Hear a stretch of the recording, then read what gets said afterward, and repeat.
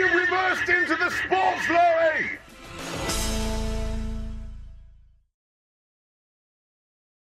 You've seen the memes, you know the name. The railroad in the Midwest with the most aura next to the Grunk and the Rock, of course. That's right. You know what? Y'all get a counter going. Count how many times I say the Milwaukee Road.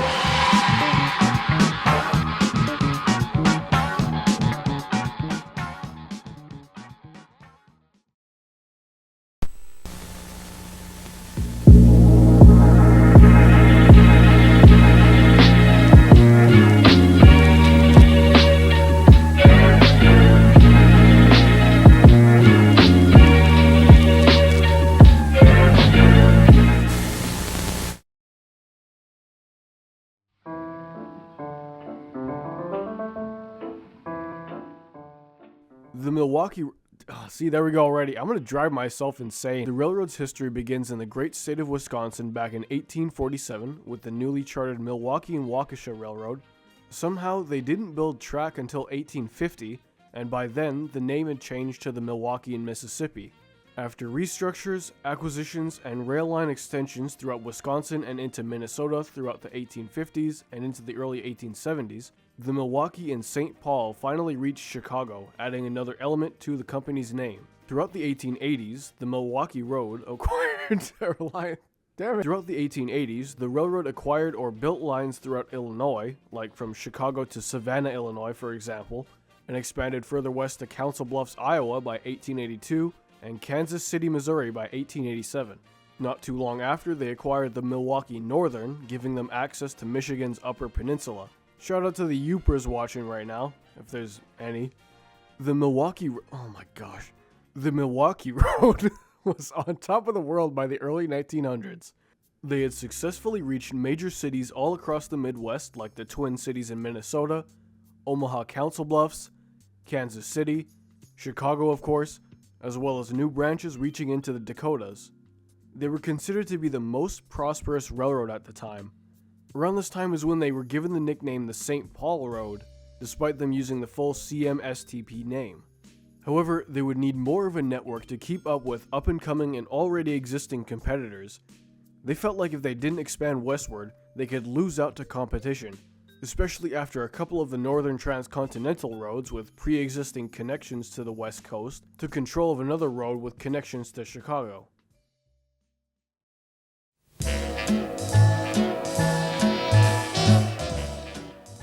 One thing the Milwaukee Road is known for is the Pacific Extension, the Milwaukee's attempt to keep up with competitors that ran from Chicago to the west coast, like the Union Pacific, but mainly the Northern Pacific and the Great Northern. Arguments for the expansion were that they expected a drastic increase in various shipments to and from the Pacific Northwest, especially seeing as around this time their traffic shifted from being dominated by wheat to other goods like industrial products, which definitely included a bit of wood. And if there's one thing the Pacific Northwest doesn't lack, it's trees for building materials. Arguments against it at the time were the possibility of the Panama Canal being built in competition from the other established roads like the GN and NP. The Milwaukee sent out a surveyor to map out a route to the Tacoma-Seattle region and to estimate the cost of the build. He came back and gave them an estimate in the ballpark of $45 million. The bigwigs sat on it for a bit and said, "Fuck it, we ball," commencing construction of the route by 1905. By 1908, a significant amount of progress was made. They had reached Montana by late summer of that year, and at the same time they set up a subsidiary called the Chicago, Milwaukee, and Puget Sound Railroad that started construction east from Tacoma towards Montana to meet the St. Paul team. The final spike was driven in Garrison, Montana on May 14, 1909. Starting in 1912, most of the route through Montana, Idaho, and Washington was electrified, as steam locomotives in long, unventilated tunnels through the route's mountainous terrain is pretty risky safety-wise. By 1927, electrification reached as far west as Seattle and as far east as Montana, and in total cost around $24 million. It seemed to have been a good idea, as it actually lowered operating costs, not having to run steam engines and build related infrastructure. The Pacific Extension remains one of the longest stretches of electrified trackage in North America. The locomotives of choice at the time were the Alco GE, EF1, and EP1 units built around 1915 to 1916. So how much did the route cost to build in total? Well, after racking up a bill with electrification and overall labor, the extension cost $236 million, and that's in 1920s money. Adjusted for inflation, pyrocynical, that is $4.2 billion in 2025. The boom in traffic petered out like 10 years before the electrification was done, especially after the Panama Canal was finally constructed in 1914, which, as many train nerds like myself know, was a real arrow to the knee to the rail industry. To say the Milwaukee was in debt after this would be an understatement. They were cooked. In 1928, the company restructured and the Chicago, Milwaukee, St. Paul, and Pacific as we know and love today emerged, finally being given the name the Milwaukee Road. During the Great Depression, they declared bankruptcy, but somehow scraped by, possibly because of this.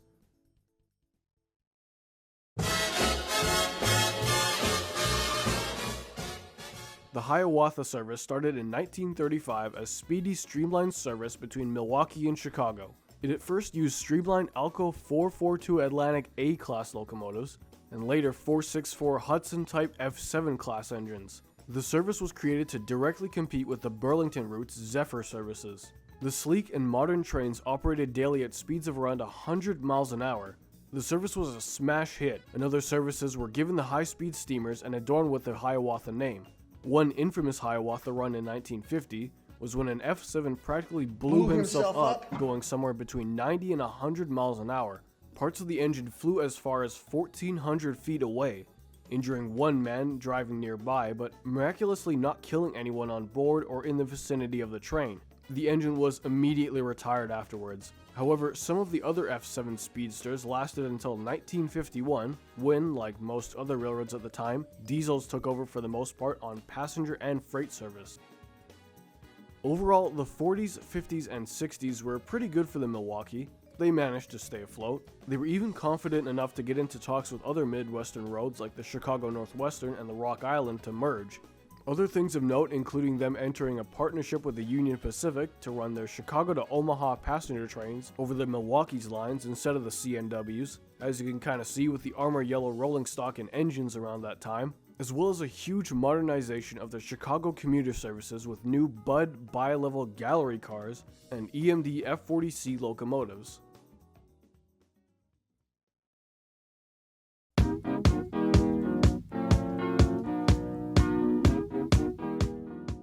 The 70s, despite new trackage rights over the Burlington Northern system in the Pacific Northwest, and a new connection to Louisville over the Monon line through the new owner, the L&N, the disco decade wasn't great for the Milwaukee. The Little Joes of the Rocky Mountain and Coast divisions were put out of service by 1974, after it became too costly to give the route much needed upgrades and electrification.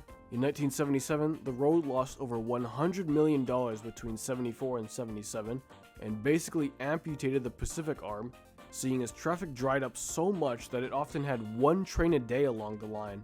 There was still some activity on the route further east towards Chicago, with agricultural trains across the prairies. The rest of the decade was a period of heavy cost and asset cutting. The mid-70s is what some refer to as the Milwaukee II era, where they locked in on Midwestern service to Kansas City, Louisville, Minneapolis, Duluth Superior, Michigan's DLC, and not Omaha anymore. The Illinois Central around this time teased the idea of merging with the Milwaukee, but it ended up being sort of like a Tinder scenario where you match and talk to someone for a week and then never speak to each other again. The merger had potential, but in the end, the IC was more of a north-south orientated system, and the Milwaukee was a more east-west. The IC ended up going with the Gulf Mobile in Ohio to form the IC Gulf Railroad. The Milwaukee Road system shrunk even more going into the late 70s and early 80s. The Chicago commuter services were fully taken over by the Chicago RTA in 1982, and they were now fully dependent on Conrail and Seaboard system to reach Louisville. In 1983, still in reorganization, a few other railways gained interest in acquiring the Milwaukee Road, those being the Grand Trunk Western, the Grunk, the Chicago Northwestern, and the Soo Line. Around 1982, the Milwaukee II system was hemorrhaging money, losing $82 million before the GTW stepped in to help.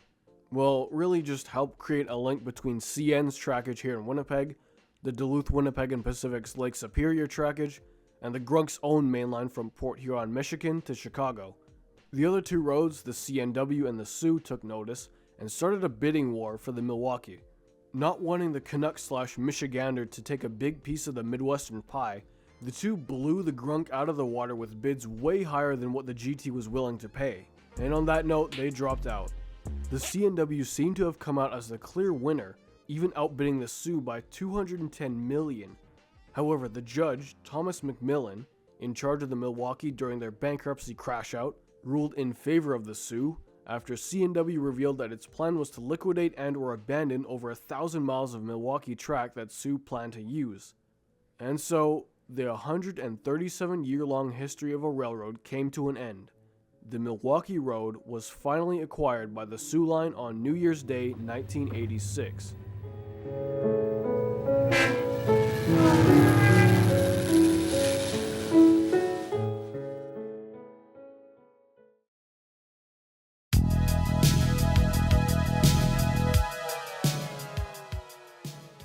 The Milwaukee's Pacific Main Line remnants had been sold to the BN a couple years prior.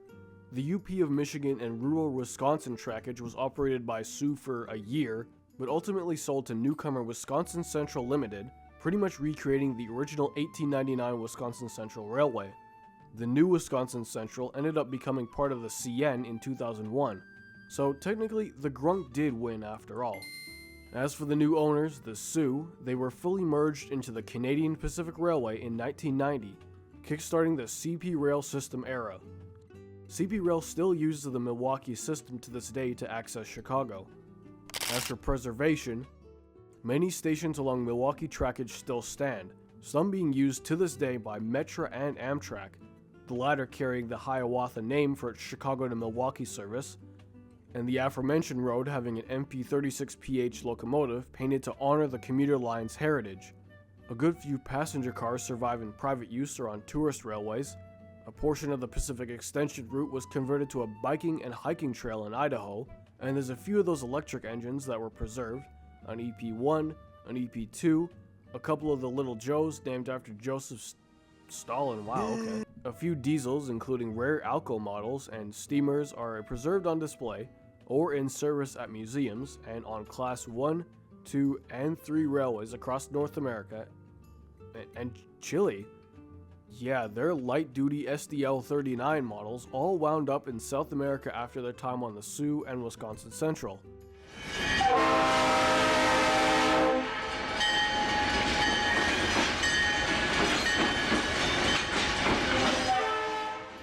Unfortunately, we did lose a piece of Milwaukee history, as the last Sioux unit on CP Sioux property in Milwaukee paint, GP40 number 2010, often referred to as a bandit unit, was scrapped in late 2024.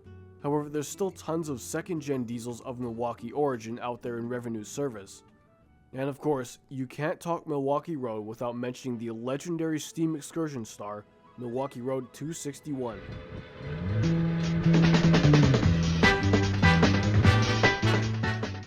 .261 is an Alco 484 Northern Type S3 class steam engine built in July of 1944. It was in revenue service until 1954 when it was retired, and eventually donated to Green Bay's National Railroad Museum in '58. It was restored and run on the main line after a group known as the Friends of 261 fired it up again in 1993, and for over 30 years, it's been in occasional excursion service across the Midwest.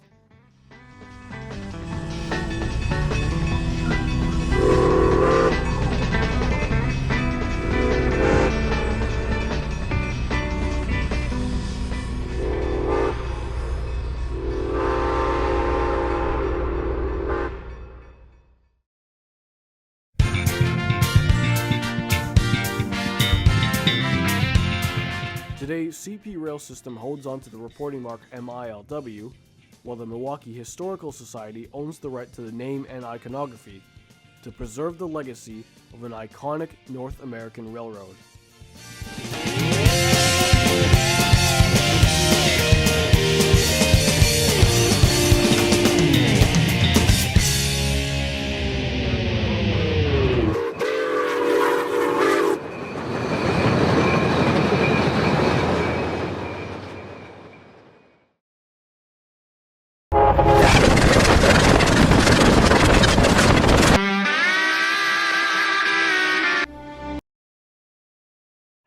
Hey everyone, this is the Winnipeg Foamer. Hope you enjoyed the video, even in the slightest.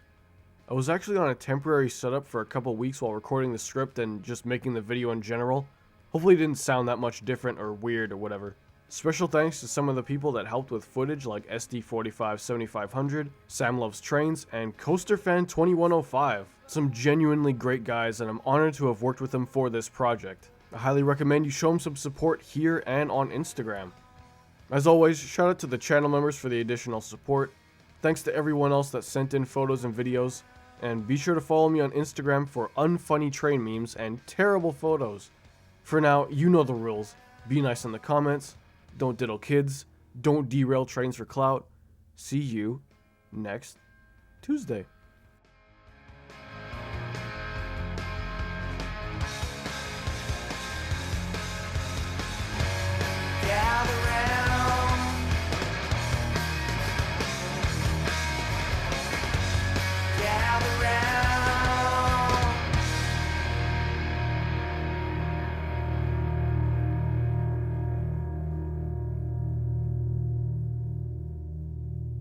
The Milwaukee Road